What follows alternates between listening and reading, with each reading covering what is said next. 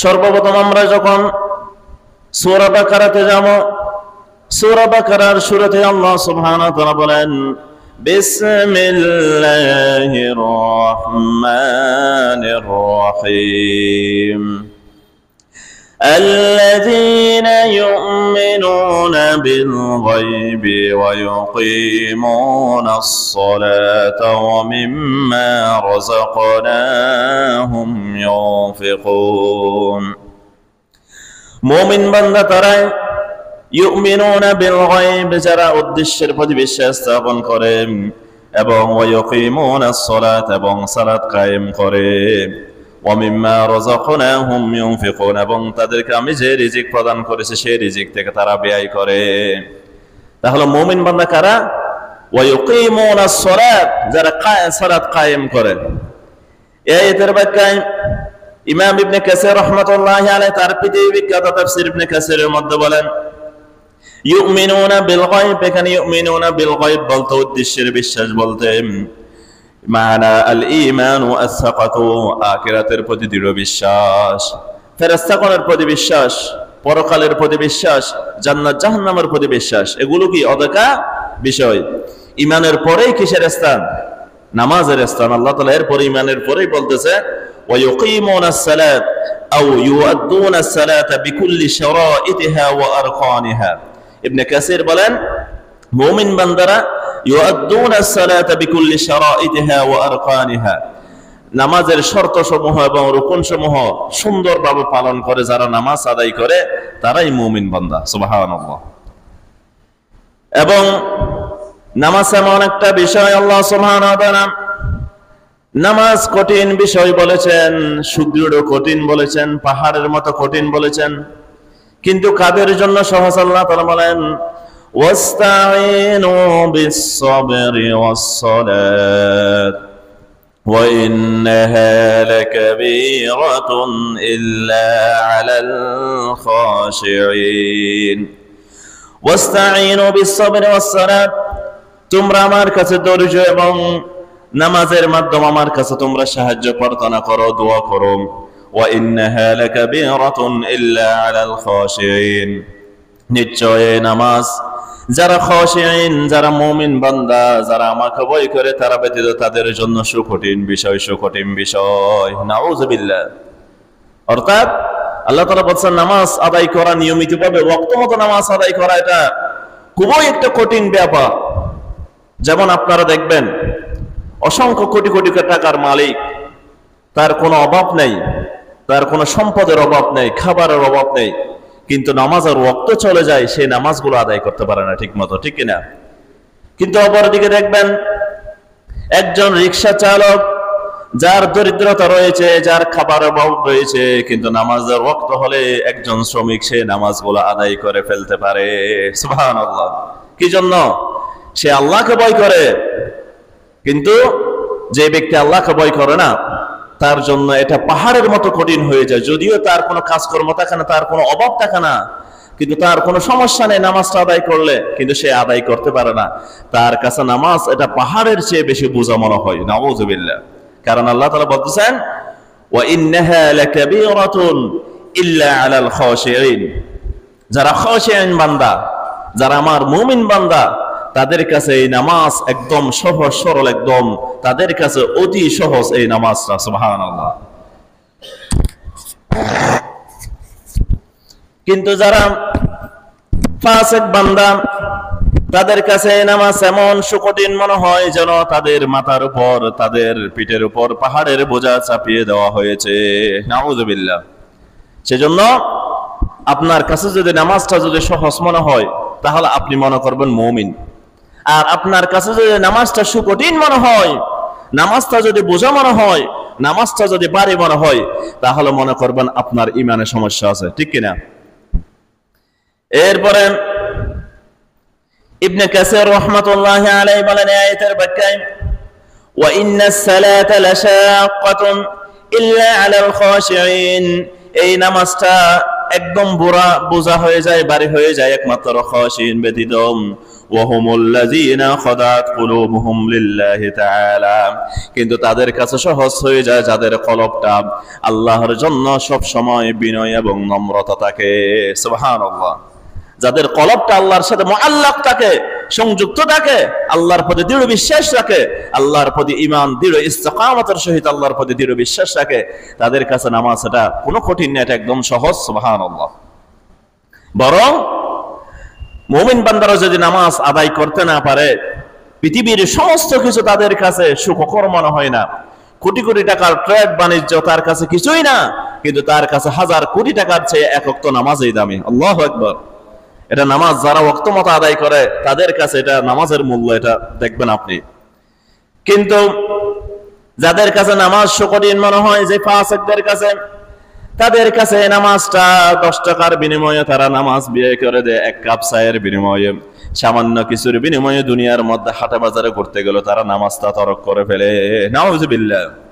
কারণ তাদের কাছে নামাজটা বাড়ে, নামাজটা কিছুই নাই তাদের কাছে, কিন্তু মুমিনদের কাছে এক ওয়াক্ত নামাজ হাজার কোটি টাকার চেয়ে উত্তম। সুবহানাল্লাহ। এরপরে এই নামাজ, এটা সফলতার অন্যতম শর্ত। আমরা দুনিয়ার মধ্যে প্রত্যেকজনে, দুনিয়ার প্রত্যেক বনি আদমে সফলতা চাই, দুনিয়ার প্রত্যেকেই কৃতকার্য হতে চাই। আল্লাহ তাআলা বলেন, ও আমার মুমিন বান্দারা, তোমরা যদি সফলতা অর্জন করতে চাও, তোমরা যদি দুনিয়া আখিরাতের মধ্যে কল্যাণ লাভ করতে চাও, ও আমার মুমিন বান্দা বান্দিনীরা, তোমরা নামাজ আদায় করো। আল্লাহ তাআলা বলেন সূরা মুমিনের মধ্যে, قد أفلح المؤمنون الذين هم في صلاتهم خاشعون। মুমিনরা সফল কাম হয়ে গিয়েছে। আল্লাহ তাআলা বলেছেন, এখানে মাজির সিগা উল্লেখ করেছেন, ফার্স্ট টেন্স বলেছেন আল্লাহ সুবহানাহু ওয়া তাআলা, অর্থাৎ যারা নামাজ আদায় করে তারা সফল কাম হয়, এটা বলেন আল্লাহ তাআলা বলতেছেন কদ আফলাহাল মুমিনুন, মুমিনগণ যারা সফল কাম হয়ে গেছে, তারা সফল কাম হয়ে গিয়েছে অলরেডি। আল্লাযীনা হুম ফি সালাতিহিম খাশিউন, যারা খুশু সহকারে নামাজ আদায় করে, খুশু সহকারে। সুবহানাল্লাহ। দেখেন ইমাম ইবনে কাসির রাহমাতুল্লাহি আলাইহি তার পৃথিবী বিখ্যাত তাফসীরের মধ্যে বলেন, কদ আফলাহাল মুমিনুন আই নাজাহু, তারা সফল কাম হয়ে গিয়েছে, তারা মুক্তি পেয়ে গিয়েছে। সুবহানাল্লাহ। ওয়াল্লাযীনা হুম ফি সালাতিহিম খাশিউন আই যাল্লাত কুলুবুহুম ওয়া খাশু ফিহা ওয়ামতানাউ আনিল লাগবি ওয়া তাকাল্লুফ, যারা খুশু অন্তরের মধ্যে খুশুকে ধারণ করে, এই নামাজটা তাদের কাছে সহজ মনে হয়, তারা দুনিয়া আখিরাতের মধ্যে কৃতকার্য হয়ে যায়। সুবহানাল্লাহ।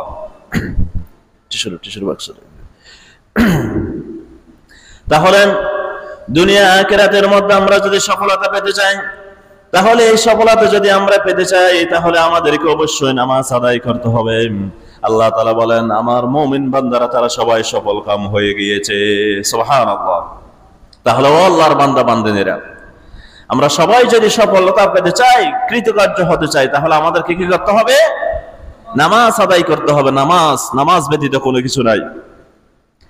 এরপরে জাহান্নামে যাওয়ার অন্যতম কারণ হলো নামাজ।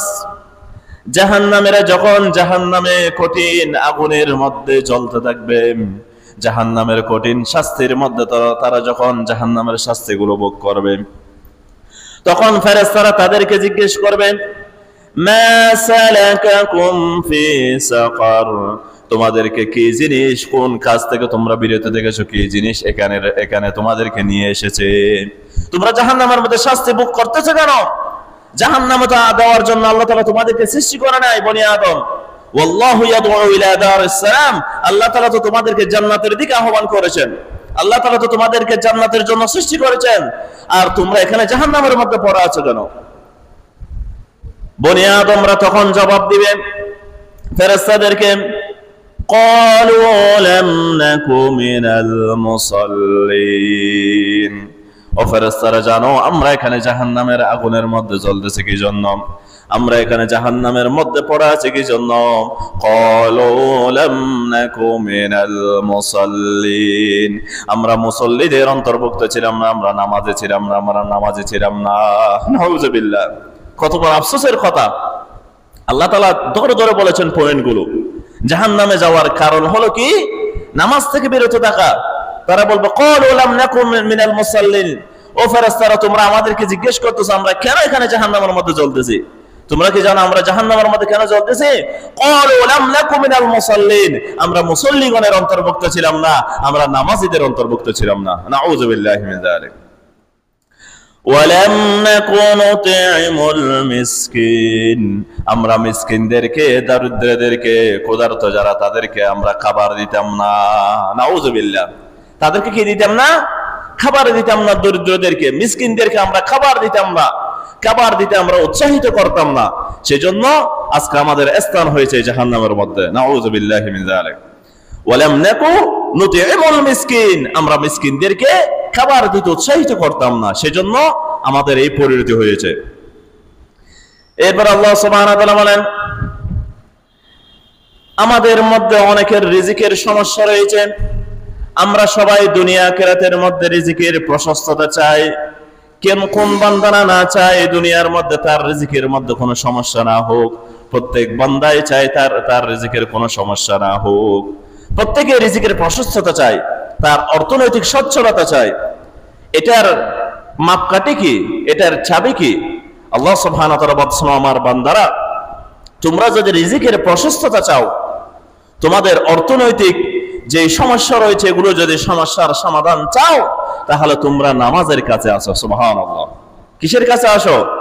আল্লাহ সুবহানাহু ওয়া তাআলা সূরা তাহার মধ্যে বলতেছেন, দেখেন وَأَمُرْ أَهْلَكَ بِالصَّلَاةِ وَاصْطَبِرْ عَلَيْهَا لَا نَسْأَلُكَ رِزْقًا نَحْنُ نَرْزُقُكَ وَالْعَاقِبَةُ لِلتَّقْوَى وَأْمُرْ أَهْلَكَ بِالصَّلَاةِ।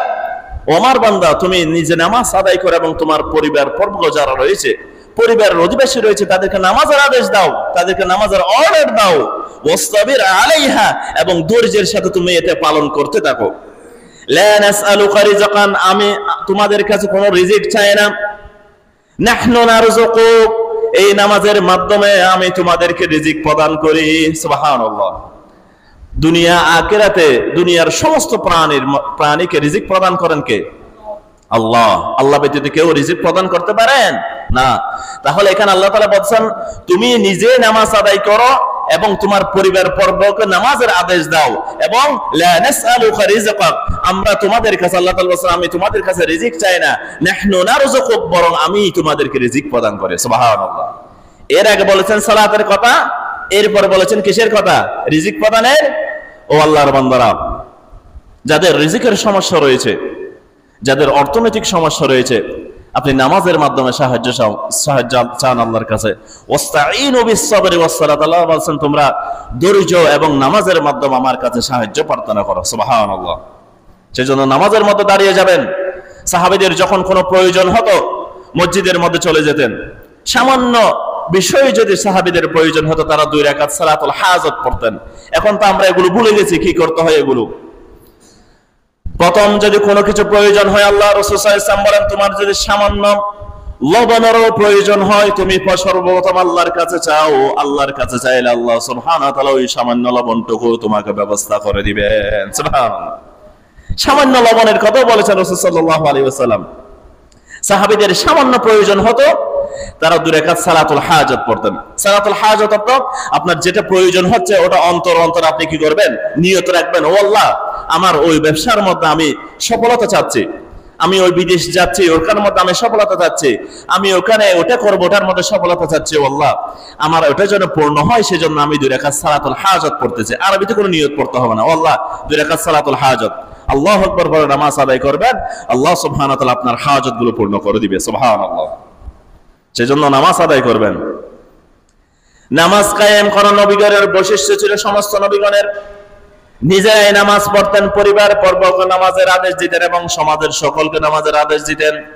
আল্লাহ তাআলা বলেন ওয়াযকুর ফিল কিতাবি ইসমাঈল ইন্নাহু কানা সাদিকুল ওয়া'দ وكان رسولا نبيا وكان يأمر أهله بالصلاة।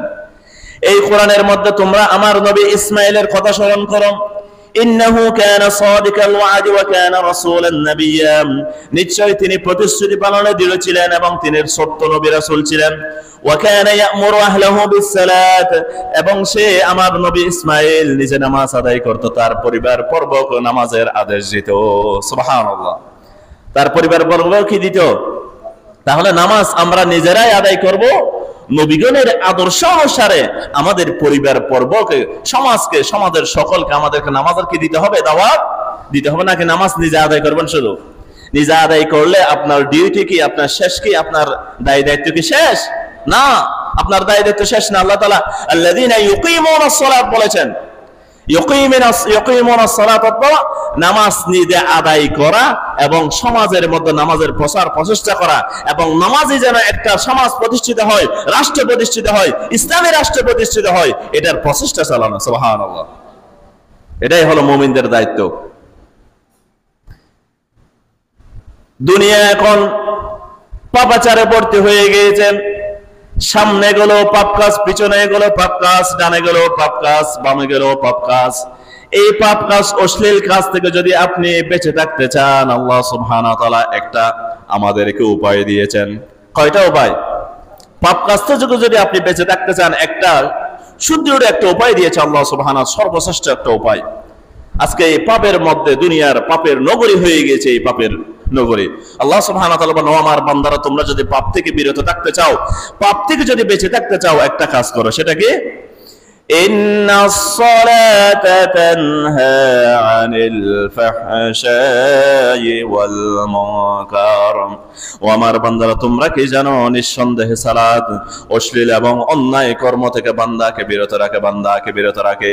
সুবহানাল্লাহ, নামাজ অটোমেটিক ভাবে আপনি নামাজটা যদি অভ্যাস করে ফেলেন, বান্দা জোহরের নামাজ আদায় করেছেন, জোহরের নামাজ আদায় করার পরে বের হয়ে গেছে ইনকাম করার জন্য, যে কোনো কাজ করার জন্য। ইনকাম করার মধ্যে যদি বান্দা যদি মনে করে আমি হারাম ইনকাম করব, বান্দার মাথার মধ্যে চলে আসে, হায় আমি তো আসরের নামাজ আল্লাহর সাথে মোলাকাত করব, আমি কিভাবে হারাম উপার্জন করতে পারি, কিভাবে হারাম উপার্জন করতে পারি। সুবহানাল্লাহ, বান্দা যদি পাপ কাজ করতে চায়, আসরের পরে আসরের নামাজ আদায় করেছে, বান্দা যদি পাপ কাজ করতে চায়, বান্দার মনের মধ্যে অটোমেটিক ভাবে চলে আসবে, হায় আমি তো মাগরিবের সময় আমার আল্লাহর সাথে মোলাকাত করতে যাব, আমি কিভাবে পাপ কাজ করতে পারি। সুবহানাল্লাহ, মাগরিব আদায় করেছেন, মাগরিব এবং এশার মধ্যবর্তী সময় যদি আপনি পাপ কাজ করতে চান, আপনার নামাজ আপনাকে বাধা দিবে অটোমেটিক ভাবে। সুবহানাল্লাহ, আর মনে রাখবেন, যে নামাজ আপনাকে পাপ কাজ থেকে বিরত রাখতে পারে না, সেটা নামাজ না, সেটা নামাজ না, সেটা আপনার জন্য অভিশাপ। নাউযুবিল্লাহ। এশারের নামাজ আদায় করেছেন, রাত্রে গুটগুটে অন্ধকার, দুনিয়ার কেউ দেখতেছে না, এই পাপ কাজ করতেছেন, কিন্তু বান্দা বলেন, আমি যে এই পাপ কাজ করতেছি, ফজরের সময় আমার মওলার সাথে মোলাকাত করতে হবে, সেই জন্য এই পাপ কাজটা আমি কিভাবে করতে পারি, সেই জন্য আমি ফজরের সময় আমি মওলার সাথে মোলাকাত করব, সেই জন্য আমি এই পাপ কাজ থেকে বিরত থাকবো। সুবহানাল্লাহ। তাহলে আল্লাহর বান্দারা, ও ইয়াং জেনারেশন, ও সমাজের নারী পুরুষ, আমরা সবাই যদি এই পাপ কাজ অশ্লীলতা থেকে যদি বেঁচে থাকতে চাই, তাহলে আমাদেরকে আল্লাহ তাআলা কি চাবিকাঠি দিয়েছেন? সেটা কি? as-salat, নামাজ। নামাজ নামাজ আদায় করবেন, আল্লাহ তাআলা আপনাদেরকে অটোমেটিক ভাবে আল্লাহ তাআলা পাপ কাজ থেকে বিরত রাখবে। সুবহানাল্লাহ।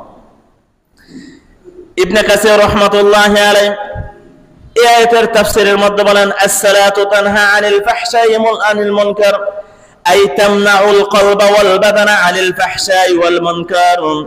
নামাজ দেহকে অশ্লীলতা এবং অন্যায় থেকে বিরত রাখে। ফাকুল্লু মান কাসারা সালাতুহু কাওয়িয়া ইবাদাতুহু, যে বান্দার নামাজ যতই শক্তিশালী হবে, ওয়া কাওয়িয়াত মাকাইমাতুহু লিল মাআসি ওয়াশতাদ্দা আউদাহু আলাল মাআসি, ওই বান্দার নামাজ তার ওই বান্দাকে তত বেশি পাপ থেকে বিরত রাখবে। সুবহানাল্লাহ। ইবনে কাসির বলেন পৃথিবী বিখ্যাত তাফসীরের মধ্যে, যে বান্দার নামাজ যত বেশি শক্তিশালী হবে, ইবনে কাসির রাহমাতুল্লাহ আলাইহি বলেন, ওয়া কাওয়িয়াত মাকাইমাতুহু লিল মাআসি ওয়াশতাদ্দা আউদাহু আলাল মাআসি, ওই বান্দার নামাজ ওই বান্দাকে তত কঠিন ভাবে পাপ কাজ থেকে দূর রাখবে। সুবহানাল্লাহ। তাহলে আপনি যতই নামাজ আদায় করার পরে পাপের সাথে জড়িয়ে পড়েন, ততই মনে করবেন আপনার নামাজটা ততই দুর্বল, ততই কি। আর নামাজ আদায় করার পরে আপনি যতই পাপ কাজ থেকে বিরত থাকতে পারবেন, ততই মনে করবেন আপনার নামাজটা বেশি স্ট্রং। সুবহানাল্লাহ। স্ট্রং থেকে স্ট্রঙ্গার হয়ে যায়। নামাজটা শক্তিশালী থেকে আরো কঠিন শক্তিশালী হয়ে যায়। তাহলে এটাই হলো পাপ কাজ থেকে বিরত থাকার একমাত্র চাবিকাঠি হলো কি? নামাজ। ইসলামী রাষ্ট্র যখন কায়েম করে আল্লাহর বান্দারা, সমাজের মধ্যে যখন ইসলাম কায়েম হয়ে যায়, দেশের মধ্যে যখন ইসলামী শাসন কায়েম হয়ে যায়, ইসলামী সমাজ গঠিত হয়, তখন ওই ইসলামী সমাজের নেতাদের, ইসলামী রাষ্ট্রের নেতাদের প্রধান দায়িত্ব কি হয়ে যায়? আল্লাহ তাআলা বলেন, দেখেন, الذين إن مكناهم في الأرض وأقاموا الصلاة وآتوا الزكاة।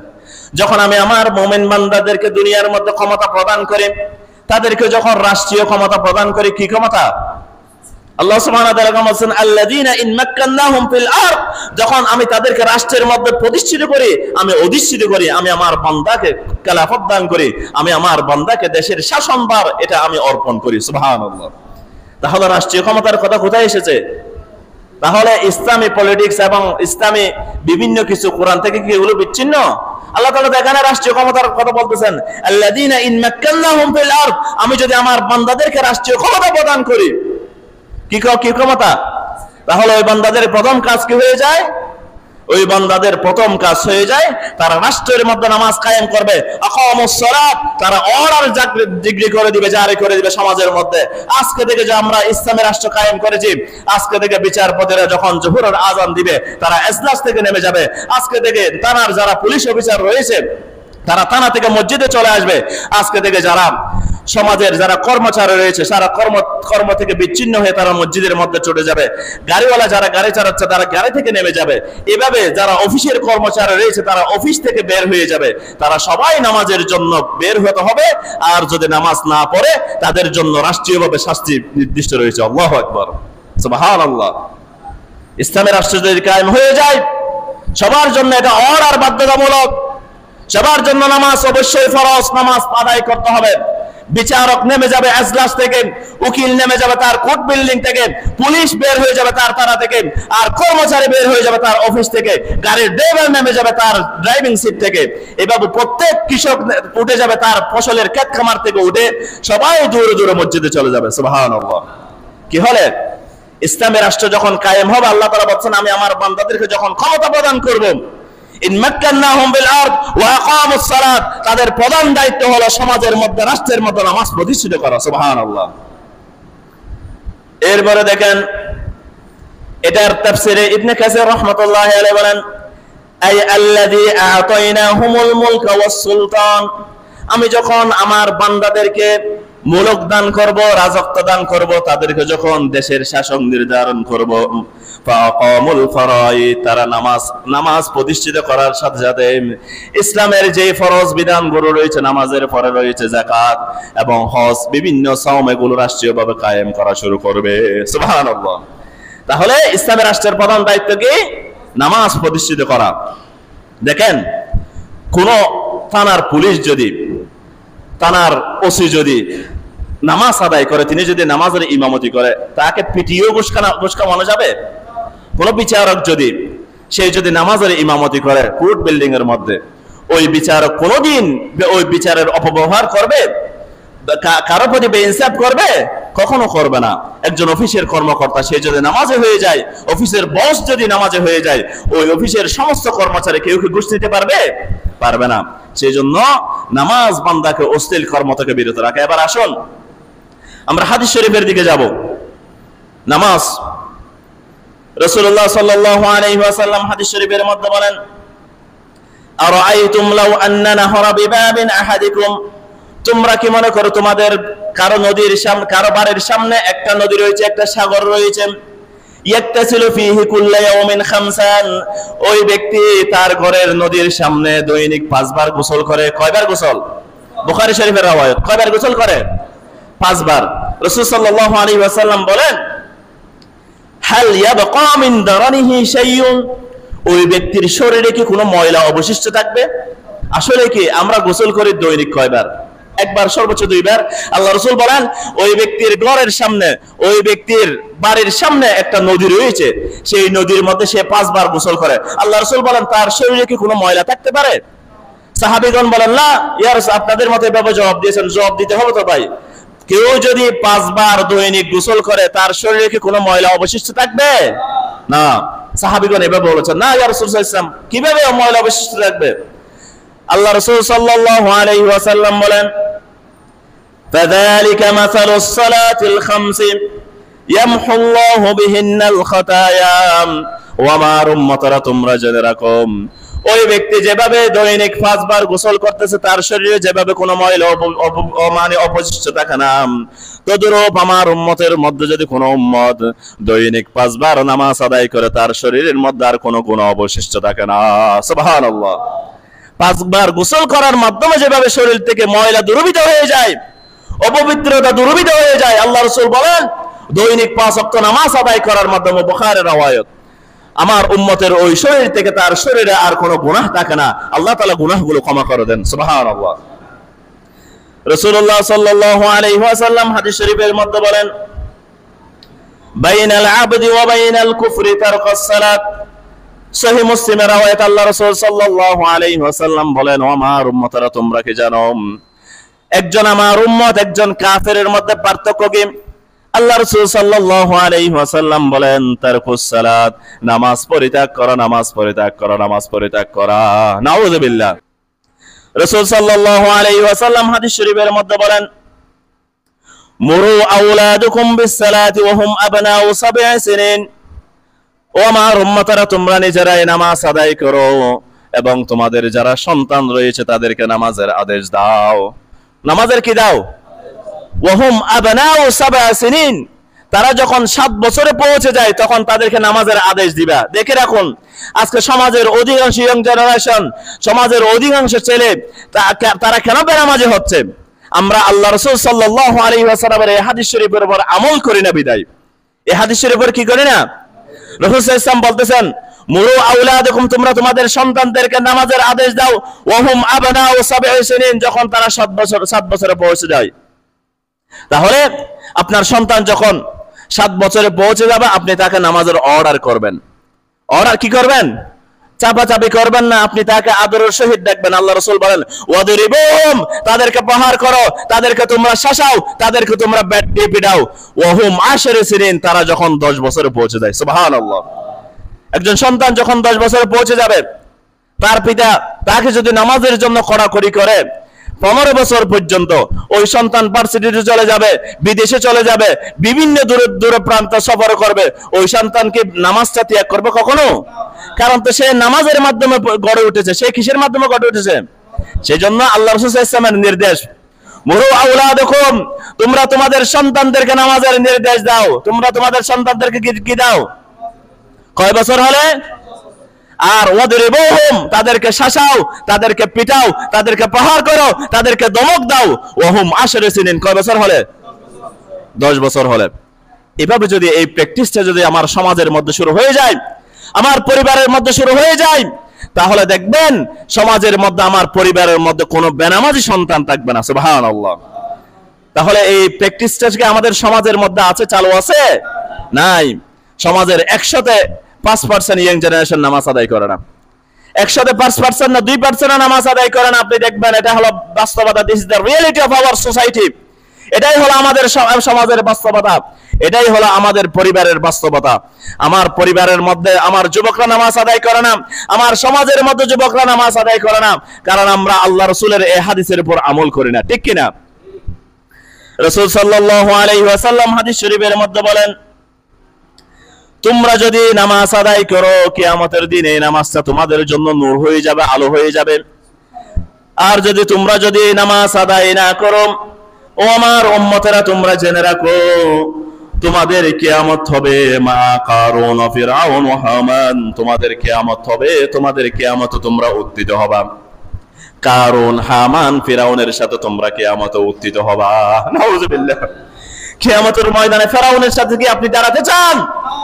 কারুনের সাথে কি আপনি দাঁড়াতে চান? হামানের সাথে কি আপনি দাঁড়াতে চান? ও আল্লাহর বান্দারা, সমাজের মধ্যে যারা বেনামাজি রয়েছে, সমাজের যারা পুরুষ বেনামাজি রয়েছে, সমাজের মধ্যে যারা মহিলা বেনামাজি রয়েছে, তারা সবাই জেনে রাখুন, সমাজের মধ্যে যারা যুবক রয়েছে, তারা আজকে নামাজ আমরা যারা আদায় করতেছিলাম, কাল কঠিন কিয়ামতের ময়দানে আমার আপনার হাসর হবে কারুনের সাথে, হামানের সাথে, ফেরাউনের সাথে, নাউযুবিল্লাহ। আর যদি হাসর যদি ফেরাউনের সাথে হয়, কারুনের সাথে হয়, তাহলে কিয়ামতের ময়দানে আপনার কোনো মুক্তি আছে? আপনার কোনো শান্তি আছে? না ভাই, শান্তি নেই। সেজন্য আল্লাহর বান্দারা, আল্লাহ রাসূল সাল্লাল্লাহু আলাইহি ওয়াসাল্লামের সাথে যদি কিয়ামতের ময়দানে দাঁড়াতে চান, আপনাকে নামাজি হতে হবে, আপনাকে নামাজ আদায় করতে হবে, ঠিক কি না? অবশ্যই নামাজ আদায় করতে হবে। আল্লাহ রাসূল সাল্লাল্লাহু আলাইহি ওয়াসাল্লামের সাহাবীদের একটা আমল ছিল। একজন তাবী বলেন, লা ইয়ারাউনা শাইয়ান মিনাল আমালি তারকুহু কুফরুন গায়রা সালাত। আল্লাহ রাসূলের সাহাবীগণ অন্য কোন আমলকে পরিত্যাগ করাকে কুফরি মনে করতেন না, একমাত্র ইল্লা বিসসালাত, একমাত্র নামাজ ব্যতীত, নামাজ ব্যতীত। নাউযুবিল্লাহ। অন্য কোন আমল তরক করাকে তারা কুফরি মনে করতেন না, কিন্তু একটা কাজকে তারা কি করতেন? কুফরি মনে করতেন। সেটা হলো নামাজ পরিত্যাগ করা। সেটা হলো কি করা? নামাজ পরিত্যাগ করা। এবার আসুন আমরা নামাজের, রাসূল সাল্লাল্লাহু আলাইহি ওয়াসাল্লাম, নামাজ এমন একটা বিষয়, আল্লাহ সুবহানাহু ওয়া তাআলা দুনিয়ার যত বিধান রয়েছে, আমাদের রোজা রয়েছে, হজ রয়েছে, যাকাত রয়েছে, সবকিছু দুনিয়ার উপর ফরজ করেছেন। কিসের উপর? এটা জবাব দিতে হবে তো। কোথায় ফরজ করেছেন? জমিনে ফরজ করেছেন এগুলো। হজ ফরজ করেছেন কোথায়? যাকাত ফরজ করেছেন কোথায়? রোজা ফরজ করেছেন কোথায়? কিন্তু একটা বিধান আল্লাহ তাআলা জমিনের উপর ফরজ করেন নাই। আল্লাহ রাসূল সাল্লাল্লাহু আলাইহি ওয়াসাল্লামকে দাওয়াত দিয়ে নিয়ে গেছেন। দাওয়াত দিয়ে নিয়ে যাওয়ার পরে সপ্ত আকাশের উপরে, আরশ আজিমের উপরে আল্লাহ রাসূল সাল্লাল্লাহু আলাইহি ওয়াসাল্লামকে দাওয়াত দিয়ে আল্লাহ তাআলা একটা বিধান দিয়েছেন, সেটা হলো নামাজ। সেটা হলো নামাজ। সুবহানাল্লাহ। নামাজ দেখেন কেমন গুরুত্বপূর্ণ ইবাদত।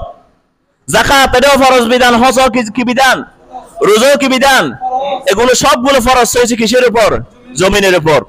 একমাত্র একটা বিধান, সেটা হলো নামাজ, যেটা আল্লাহ সুবহানাহু ওয়া তাআলা আরশ আজিমে ডেকে নিয়ে আল্লাহ রাসূল সাল্লাল্লাহু আলাইহি ওয়াসাল্লামকে যেটা উপহার দিয়েছেন, সেটা আসমানের উপর দিয়েছেন। সুবহানাল্লাহ।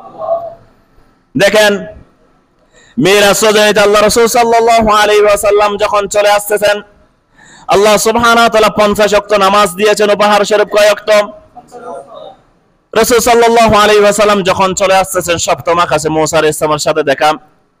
মুসা আলাইহিস সালাম রাসূলকে বলেন, কি উপহার নিয়ে এসেছেন? আল্লাহ রাসূল বলেন 50 ওয়াক্ত নামাজ। মুসা আলাইহিস সালাম বলেন, আমি আমার উম্মতকে পরীক্ষা করে দেখেছি, তারা এই নামাজটা পারবে না, আপনার উম্মতরা এই নামাজ আদায় করতে পারবে না, আপনি কমিয়ে নিয়ে আসুন। কি নিয়ে আসুন? আল্লাহ রাসূল সাল্লাল্লাহু আলাইহি ওয়াসাল্লাম কমিয়ে নিয়ে আসতে গেলেন। রাসূল সাল্লাল্লাহু আলাইহি ওয়াসাল্লাম কমিয়ে নিয়ে এসে 40 ওয়াক্ত করলেন। মুসা আলাইহিস সালামের সাথে আবার দেখা হওয়ার পরে রাসূল সাল্লাল্লাহু আলাইহি ওয়াসাল্লামকে বলেন, কয় ওয়াক্ত? রাসূল সাল্লাল্লাহু আলাইহি ওয়াসাল্লাম বলেন 40 ওয়াক্ত। মুসা আলাইহিস সালাম বলেন, এখনো পারবে না, আপনি কমিয়ে নিয়ে আসুন। এভাবে কমিয়ে নিয়ে আসতে 5 ওয়াক্ততে আসছে। কয় ওয়াক্ততে? অনেকবার যাওয়ার পর আল্লাহ রাসূল সাল্লাল্লাহু আলাইহি ওয়াসাল্লাম আবার মুসা আলাইহিস সালামের সাথে দেখা। চতুর্থ আকাশে মুসা আলাইহিস সালাম বলেন, কয় ওয়াক্ত কমিয়ে নিয়ে এসেছেন? আল্লাহ রাসূল বলেন 45 ওয়াক্ত কমিয়ে নিয়ে এসেছি। মুসা আলাইহিস সালাম বলেন, আবার যান, এই 5 ওয়াক্ত নামাজও আপনার উম্মতরা ঠিকমতো আদায় করবে না। নাউযুবিল্লাহি মিন যালিক। মুসা আলাইহিস সালামের কথা আজকে অক্ষরে অক্ষরে সত্য প্রতিপন্ন হয়েছে কিনা? ও উম্মত মুহাম্মাদিরা, তোমাদের জন্য আফসোস, তোমাদের উপর ফরজ করেছে আল্লাহ সুবহানাহু ওয়া তাআলা 50 ওয়াক্ত নামাজ। এই 50 ওয়াক্ত নামাজ যদি আল্লাহ তাআলা ফরজ করতে, তোমরা এটা অবশ্যই তোমাদেরকে আদায় করতে হতো। আল্লাহু আকবার। কিন্তু মুসা আলাইহিস সালাম সুপারিশ করেছেন, সহিহ মুসলিমের রওয়ায়াত। মুসা আলাইহিস সালামকে বলেন, মুসা আলাইহিস সালাম আল্লাহর রাসূলকে বলেন, আবার যান। আল্লাহ রাসূল বলেন, আল্লাহর কাছে বারবার যেতে লজ্জা লাগতেছে, আমার মাওলা মনে চায় আমাকে বাড়িয়ে দিতে, আর আপনি বলেন কমিয়ে নিয়ে আসতে। ও মুসা আলাইহিস সালাম, আমার ভাই, আমি আমার আল্লাহর কাছে আর যাব না, আমি আমার উম্মতের কাছে 5 ওয়াক্ত নামাজ উপহার নিয়ে চলে যাব। সুবহানাল্লাহ। এই নামাজ আল্লাহ রাসূল সাল্লাল্লাহু আলাইহি ওয়াসাল্লাম আশা করেছেন মিরাজ রজনীতে এই 5 ওয়াক্ত নামাজ আমার উম্মতরা আদায় করবে, সেই জন্য সেই আশা নিয়ে আল্লাহ রাসূল সাল্লাল্লাহু আলাইহি ওয়াসাল্লাম চলে এসেছেন। ও উম্মতেরা, আল্লাহ রাসূল সাল্লাল্লাহু আলাইহি ওয়াসাল্লামের সেই আশাটা তোমরা ভঙ্গ করতেছ। প্রতি মুহূর্তে, প্রতি ওয়াক্তে সমাজের প্রত্যেকটা মানুষ, সমাজের অধিকাংশ মানুষ, সমাজের অধিকাংশ যুবক, সমাজের অধিকাংশ নারী, সমাজের অধিকাংশ পুরুষ আল্লাহ রাসূল সাল্লাল্লাহু আলাইহি ওয়াসাল্লামের এই আশাকে আজকে ভঙ্গ করতেছে, ঠিক কিনা? নইলে তো আজকে সমাজের প্রত্যেকটা নামাজের, প্রতি ওয়াক্তে নামাজে মসজিদ ভর্তি হয়ে যেত। কিন্তু দেখেন, একটা মেজবানের দাওয়াতে সমাজের প্রত্যেকটা মানুষ, যাকে দাওয়াত দেয় সেও যায়, যাকে দাওয়াত দেওয়া হয় না সেও চলে যায়। সেও কি চলে যায়? সামান্য এক ওয়াক্ত খাবার। ও ও আল্লাহর বান্দারা, নামাজ তোমাদের কাছে এত নিকৃষ্ট হয়ে গেল, এত নিম্ন হয়ে গেল, এক ওয়াক্ত খাবারের বিনিময়ে তোমরা নামাজ তরক করে ফেলো। আল্লাহর বান্দারা, রাসূল সাল্লাল্লাহু আলাইহি ওয়াসাল্লাম যখন ইন্তেকাল করতেছেন, আল্লাহ রাসূল জামাতে যেতে পারতেছেন না। আল্লাহ রাসূল আদেশ দিয়েছেন আবু বকরকে ইমামতি করতে দাও, কারণ আল্লাহ রাসূল উঠতে পারতেছেন না, বেশি অসুস্থ, এই সফর মাসে অসুস্থ হয়েছেন।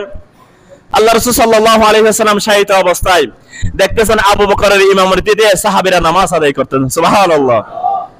ইমামতি করার কথা ছিল কি কার? আল্লাহ রাসূলের, কিন্তু আল্লাহ রাসূল অসুস্থ, উঠতে পারতেছেন না। আল্লাহ রাসূল সাল্লাল্লাহু আলাইহি ওয়াসাল্লাম দেখে এই নামাজের দৃশ্য দেখে কান্না করে দিলেন। মা আয়েশা বলেন, ও রাসূল কান্না করেন কেন? আমার পিতার ইমামতিতে সাহাবীরা নামাজ আদায় করতেছেন, আপনি কান্না করতেছেন কেন? আল্লাহ রাসূল বলেন, ও আয়েশা, এটা দুঃখের কান্না না, এটা হলো সুখের কান্না। এই নামাজের জন্য আমি উহুদের ময়দানে দন্দন মোবারক শহীদ করেছি, তায়েফের ময়দানে রক্ত ঝরিয়েছি, আমার জীবনটা আমি বিলিয়ে দিয়েছি শুধু এই নামাজের জন্য। আমার আশা আমার উম্মতগণ কিয়ামত পর্যন্ত এভাবে আমার এই যে নামাজ প্রতিষ্ঠা করার জন্য আমি রক্ত ঝরিয়েছি, আমার উম্মতরা এভাবে 5 ওয়াক্ত নামাজ আদায় করবে, 5 ওয়াক্ত নামাজ আদায় করবে। সুবহানাল্লাহ। উম্মতরা, আল্লাহ রাসূলের এই আশাকে আপনারা ভঙ্গ করতেছেন, যে রাসূল সাল্লাল্লাহু আলাইহি ওয়াসাল্লাম উহুদের ময়দানে আমার আপনার জন্য দন্দন মোবারক শহীদ করেছেন, তায়েফের ময়দানে রক্ত ঝরিয়েছেন। ও উম্মতে মুহাম্মাদের যুবকেরা, ও উম্মতে মুহাম্মাদের নারীরা, ও উম্মতে মুহাম্মাদের পুরুষেরা, তোমরা আল্লাহ রাসূলের এই আশাকে ভঙ্গ করতেছো প্রতি মুহূর্তে, প্রতি ওয়াক্তে, ঠিক কিনা? আল্লাহ রাসূল আশা করেছেন, সেই আশাকে আমরা গুড়িয়ে দিচ্ছি। এবার আসুন, যারা আশাকে গুড়িয়ে দিচ্ছেন তাদের পরিণতি কি হবে দেখেন। ও সমাজের বেনামাজিরা, সমাজের বেনামাজি রমণীরা, সমাজের বেনামাজি পুরুষরা, সমাজের বেনামাজি যুবকরা, তোমরা জেনে রাখো তোমাদের সম্পর্কে মাসালা কি। 4 ইমামের ফতোয়া। ইমাম আহমদ বিন হাম্বল রাহমাতুল্লাহি আলাইহি ইবনে কুদামা আল মুগনি গ্রন্থের মধ্যে বলেন, মান তারাকাস সালাত আমাদান হাত্তা খরাজা ওয়াক্তুহা ফাহুয়া কাফিরুন, যে ব্যক্তি এক ওয়াক্ত নামাজও ইচ্ছাকৃতভাবে তরক করবে সেই ব্যক্তি কাফের হয়ে যাবে। ওই ব্যক্তিকে সমাজের মধ্যে ধরে ইসলামী শাসন যদি প্রতিষ্ঠিত হয় তাকে হত্যা করে ফেলতে হবে। নাউযুবিল্লাহ। সমাজের বেনামাজিরা, একটু ভালো করে শ্রবণ করো। এক ওয়াক্ত নামাজ যদি তুমি ত্যাগ করে ফেলো, ইমাম আহমদ বিন হাম্বল রাহমাতুল্লাহি আলাইহির ফতোয়া, পৃথিবী বিখ্যাত ইমাম হাফিজুল হাদিস ইমাম আহমদ বিন হাম্বল বলেন, আল্লাহ রাসূল বলেন, মান তারাকাস সালাত মুতাআম্মিদান ফাকাদ কাফার। কই ভুল বলেছেন? কই? আল্লাহ রাসূল বলেন, যে ব্যক্তি এক ওয়াক্ত নামাজ তরক করলো সেই ব্যক্তি কুফরি করলো, সেই ব্যক্তি কুফরি করলো। নাউযুবিল্লাহ। বান্দা, আল্লাহর বান্দা মুসলমান কিভাবে নামাজ তরক করতে পারে? এটা তো সাহাবীদের যুগে ছিল না, তাবেঈদের যুগে ছিল না, সালফ সালেহিনদের যুগে ছিল না, তাবেঈদের যুগে ছিল না। আজকে সমাজের অধিকাংশ বেনামাজি। ও বেনামাজিরা, তোমরা জেনে রাখো, ইমাম আহমদ বিন হাম্বল বলেন, যদি নামাজ তরক করো তোমাকে হত্যা করে ফেলতে হবে।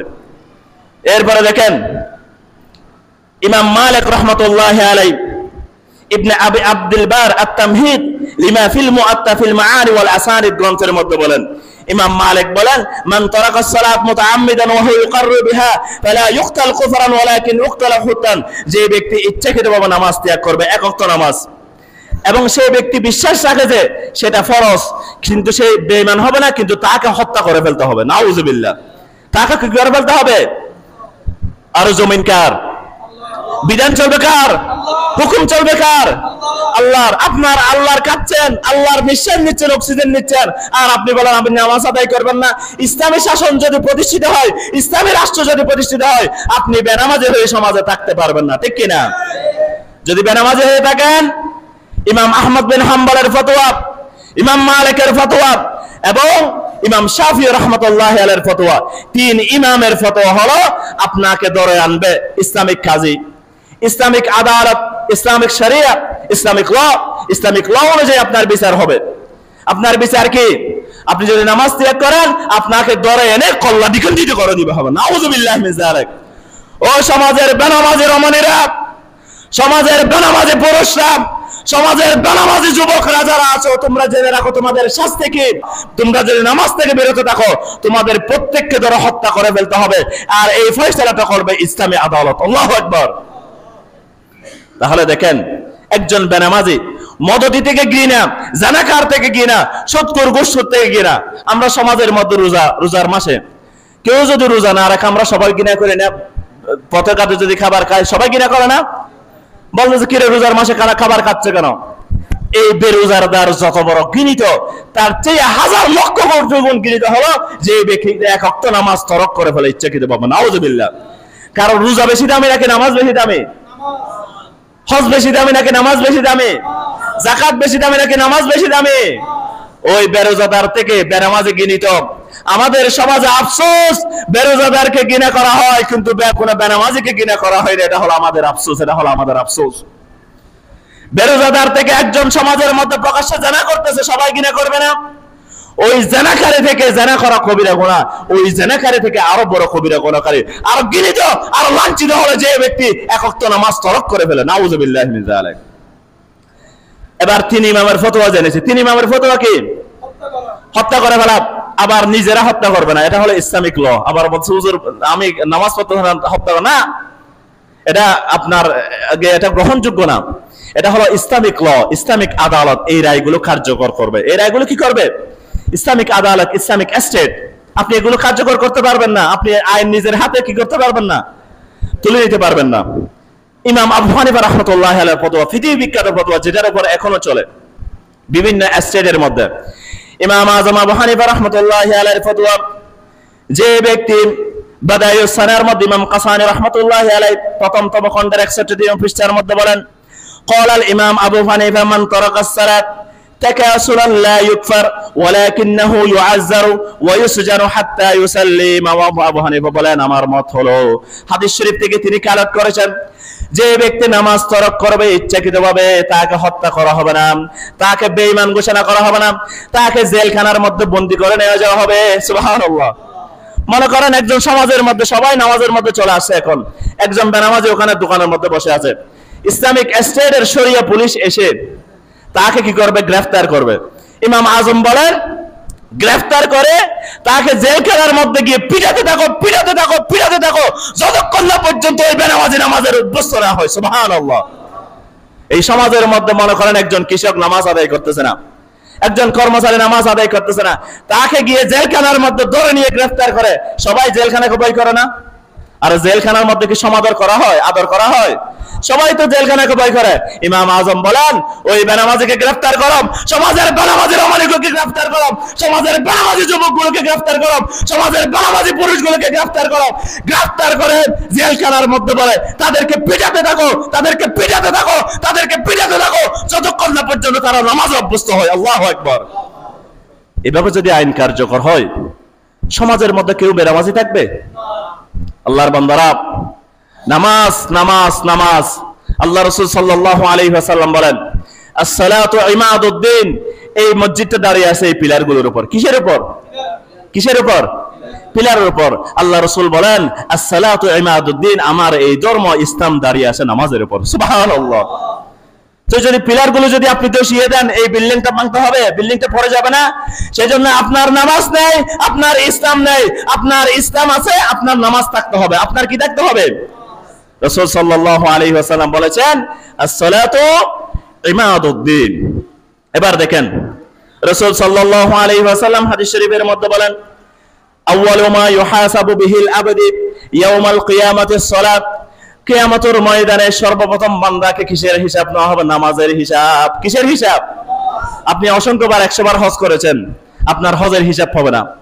যাকাত আদায় করেছেন, যাকাতের হিসাব আগে হবে না। রোজা রেখেছেন, অনেক সৎকর্ম করেছেন, বলেন আমি তো অনেক দান সদকা করি, আমি তো ওটা করি, আমার নামাজ না পড়লে সমস্যা কি? নাউযুবিল্লাহি মিন যালিক। এটা কুফরি কথা। এটা কি কথা? আল্লাহ রাসূল বলেন কিয়ামতের ময়দানে সর্বপ্রথম নামাজের হিসাব নেওয়া হবে। সমাজের বেনামাজি রমণীরা একটু শুনে রাখো, সমাজের বেনামাজি যুবকরা একটু শুনে রাখো, যারা নামাজের ওয়াক্তে নামাজ আদায় করে না, সমাজের বেনামাজি পুরুষরা একটু শুনে রাখো। কিয়ামতের ময়দানে ইয়াউমা ইয়াকুমুন নাসু লিরাব্বিল আলামিন, কিয়ামতের ময়দানে প্রত্যেকটা আল্লাহ সুবহানাহু ওয়া তাআলার সামনে দাঁড়াতে হবে। ওই কিয়ামতের ময়দানে সর্বপ্রথম নামাজের হিসাব দিতে হবে। সুবহানাল্লাহ। রাসূল সাল্লাল্লাহু আলাইহি ওয়াসাল্লাম বলেন যে ব্যক্তি মান সারাহাত সারাহা সাইরু আমালুহু, যে ব্যক্তির নামাজের হিসাবটা সঠিকভাবে দিতে পারবে ওই ব্যক্তির পরবর্তী হিসাবগুলো ফেরেশতারা সহজভাবে নিয়ে জান্নাতের দিকে দৌড়াতে থাকবে। সুবহানাল্লাহ। ফেরেশতারা বলবেন তোমার নামাজ তো সঠিকভাবে হয়েছে, সুবহানাল্লাহ, তার মানে নামাজ ঠিক, অন্যান্য সমস্ত আমল ঠিক। ফেরেশতারা বলবেন তাড়াতাড়ি চলে যাও জান্নাতের দিকে। সুবহানাল্লাহ। আল্লাহ রাসূল বলেন ওয়াইন ফাসাদাত, যদি নামাজের মধ্যে গোলমাল হয়ে যায় তাহলে তোমার অন্য কোন শতকর্ম আমল, লক্ষ কোটি সৎকর্ম কাজ, তোমার সমস্ত সৎকর্ম কাজ ফাসাদাত সাইরু আমালিহি, সমস্ত সৎকর্মগুলো ধ্বংস করে দিবে। ফেরেশতারা তোমার গাদ ধরে তোমাকে জাহান্নামের মধ্যে নিক্ষেপ করবে। নাউযুবিল্লাহি মিন যালিক। ও আল্লাহর বান্দারা, তাহলে মুসলমান দাবি করতে হলে কি করতে হবে? নামাজ ব্যতীত কোনো বিকল্প আছে? সমাজের যারা যুবক রয়েছে আমি তোমাদেরকে বলতেছি, সমাজের যারা রমণী রয়েছে আমি আপনাদেরকে বলতেছি, নামাজ ব্যতীত আপনার নাম আয়েশা হতে পারে, আপনার নাম খাদিজা হতে পারে, আপনার নাম ফাতেমা হতে পারে, আর সমাজের যুবক তোমার নাম আব্দুল্লাহ, আব্দুর রহমান হতে পারে। কিন্তু তুমি জেনে রাখো, তুমি যদি যা নামাজ আদায় না করো, তুমি আব্দুল্লাহ, তুমি আব্দুর রহমানের মধ্যে গিরিশচন্দ্র এবং রায়চন্দ্রের মধ্যে কোনো পার্থক্য নেই, ঠিক কিনা? তুমি আয়েশা, তুমি ফাতেমা হতে পারো, কিন্তু যদি নামাজ আদায় না করো তুমি ইন্দিরা গান্ধী, প্রীতিলতা, তোমার মধ্যে কোনো পার্থক্য নেই, ঠিক কিনা? এটা হলো বিধর্মিনী মহিলা হয়ে যাবে। নামাজ ছাড়া কোনো ধর্ম নেই, নামাজ ছাড়া কোনো কি নেই। এখন তো আমরা নামাজ নিজেরা আদায় করতেছি, আজকে এটাও বলতেছি নামাজ নিজেরাও আদায় করতে হবে। ওয়ামুর আহলাকা বিসসালাত, আল্লাহ তাআলা পরিবারকে কি দাও নামাজে। আপনি নিজে নামাজ আদায় করেছেন, কিয়ামতের ময়দানে উঠবেন, আপনাকে আল্লাহ তাআলা মুক্তি দিবেন না। আপনাকে কি দিবেন না? আপনি নামাজ আদায় করবেন, পরিবার সন্তানদেরকে 7 বছর হলে নামাজের আদেশ দিবেন, 10 বছর হলে তাদেরকে পিটাতে থাকবেন, পিটাতে থাকবেন, পিটাতে থাকবেন, যতক্ষণ না পর্যন্ত ওই যুবক, যতক্ষণ না পর্যন্ত আপনার ওই সন্তান নামাজে অভ্যস্ত না হয়, ততক্ষণ পর্যন্ত প্রত্যেক পিতামাতার কর্তব্য হলো ওই যুবক সন্তানকে, ওই বেওয়াফা সন্তানকে, ওই অবাধ্য সন্তানকে পিটাতে থাকবে। আল্লাহ রাসূলের নির্দেশ, আল্লাহ রাসূলের নির্দেশ, আল্লাহ রাসূলের নির্দেশ, ঠিক কিনা? সেজন্য সমাজের প্রত্যেক পিতামাতাকে বলবো, তোমার সন্তান তুমি কিভাবে পিতামাতা হয়েছো? তোমার তো পিতামাতা হওয়ার যোগ্যতা নেই, তুমি কিভাবে পিতামাতা হও? মসজিদে আযান হয় আর তুমি ঘরের মধ্যে বসে থাকো, তোমার সন্তানও দৌড়াদৌড়ি করো, তোমার তো পিতামাতা হওয়ার যোগ্যতা নেই। যা তুমি নিজেও যদি নামাজে হও, সন্তান আর যদি বেনামাজি হয়, কিয়ামতের ময়দানে তাদেরকে যখন জাহান্নামে নিক্ষেপ করবেন, তুমি পিতামাতা নামাজিকে গাদ ধরে টেনে ওই তোমার সন্তানের জাহান্নামের মধ্যে নিয়ে যাবেন। নাউযুবিল্লাহ। সেজন্য আল্লাহর বান্দারা, ও সমাজের মায়েরা, তোমরা তোমাদের সন্তানদেরকে নামাজের ব্যাপারে আদেশ দাও। ও সমাজের পিতারা, তোমরা তোমাদের সন্তানদেরকে নামাজের আদেশ দাও। আজকে আজান দেওয়া হয় মসজিদ কালী, সেজন্য জেনে রাখুন, আবারও বলতেছি, যার নামাজ নেই তার ঈমান নেই, যার নামাজ নেই তার কি নেই? ইয়ানি ইনকারান, মানে ইনকার করলো। অধিকাংশ বেনামাজি নামাজকে ইনকার করে, তার মানে নামাজ পড়লে কি হয়েছে? সেজন্য নামাজ নেই, ধর্ম নেই। আল্লাহর বান্দারা, নামাজ অবশ্যই লাগবে, 5 ওয়াক্ত লাগবে। অনেকে 3 ওয়াক্ত আদায় করে, 2 ওয়াক্ত না।